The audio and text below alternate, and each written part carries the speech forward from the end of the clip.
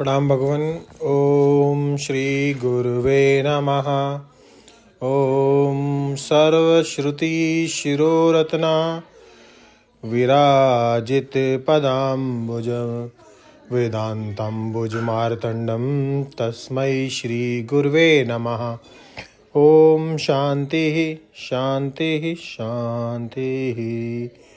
ओम छांदोग्य एक दृष्टि में द्वारा स्वामी अखंडानंद सरस्वती जी महाराज द्वारा भगवान सामवेदीय उपनिषद में छांदोग्य का स्थान सर्वोपरि है। छंद शब्द का अर्थ है सामवेद, उसका जो गान करे उसका नाम होता है छांदोग्य। साम गान करने वालों के धर्म अथवा आमनाय का नाम छांदोग्य है। उप और नी पूर्वक शद धातु से उपनिषद शब्द निष्पन्न होता है। शद धातु का अर्थ है विशीर्ण करना, प्राप्ति और शिथिलीकरण, अज्ञान का नाश, मोक्ष की प्राप्ति और प्रपंच का शिथिलीकरण, यही इसका अर्थ है। इस उपनिषद में बदरनायक के समान ही 8 अध्याय हैं। प्रत्येक अध्याय खंड में विभक्त होते हैं। 5 अध्याय तक कर्म एवं उपासना का वर्णन है। वे चित्त शुद्धि के द्वारा तत्व ज्ञान के हेतु हैं।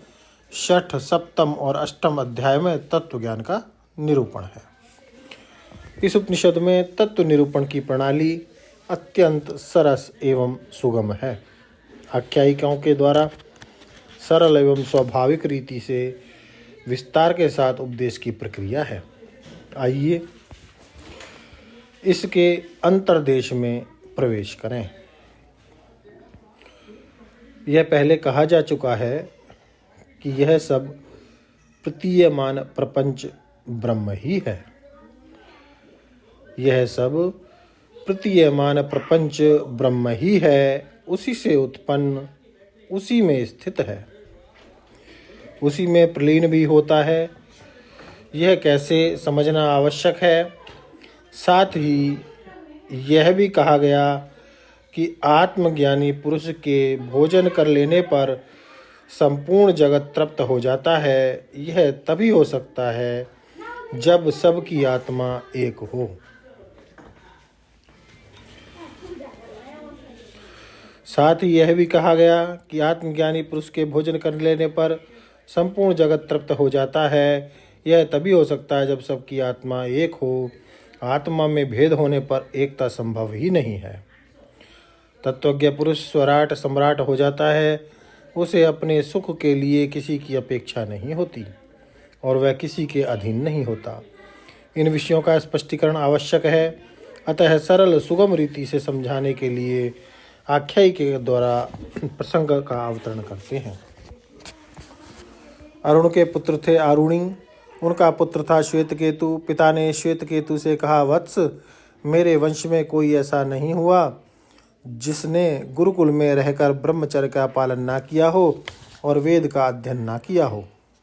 अतएव सौम्य, तुम भी अपने कुल क्रमागत धर्म का अनुष्ठान करो। श्वेतकेतु ने 12 वर्ष की अवस्था से 24 वर्ष की अवस्था तक गुरु के पास रहकर 4 वेदों का अध्ययन किया और अर्थ का अधिगम प्राप्त किया। वेद विद्या के प्राप्ति उनके मन में गंभीरता आ गई।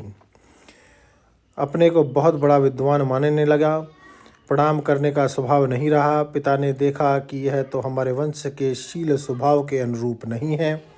स्तंभ की तरह स्तब्ध हो गया है और अभिमान हो गया है। अपने पुत्र की प्रति स्नेह वात्सल्य से प्रेरित होकर आरुणि ने श्वेतकेतु से प्रश्न किया, इतनी गंभीरता क्यों? अभिमान कैसे हो गया?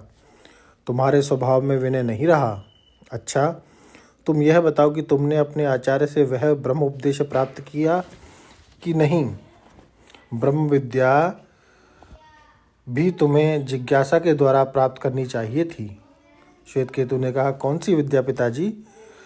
आरुणि ने कहा, जिस आदेश के श्रवण से अश्रुत भी श्रुत हो जाता है, अमत भी मत हो जाता है, अविज्ञात विज्ञात हो जाता है। चाहे कोई सारा वेद पढ़ ले, सब कुछ जान ले, परंतु तब तक कृतार्थ नहीं होता जब तक आत्म तत्व को नहीं जानता। श्वेतकेतु को यह अद्भुत लगा। उसने पूछा, पिताजी ऐसे कैसे हो सकता है? कि हम दूसरे का विज्ञान प्राप्त करें और दूसरे का विज्ञान हो जाए। घट के ज्ञान से पट का ज्ञान अप्रसिद्ध है। जैसे आप कहते हैं ऐसा आदेश उपदेश तो असंभव ही जान पड़ता है। अब आरुणि अपने पुत्र को भगवान आगे समझा रहे हैं, उसको लेते हैं अगले सत्संग में। ओम शांति ही शांति ही शांति। प्रणाम भगवान।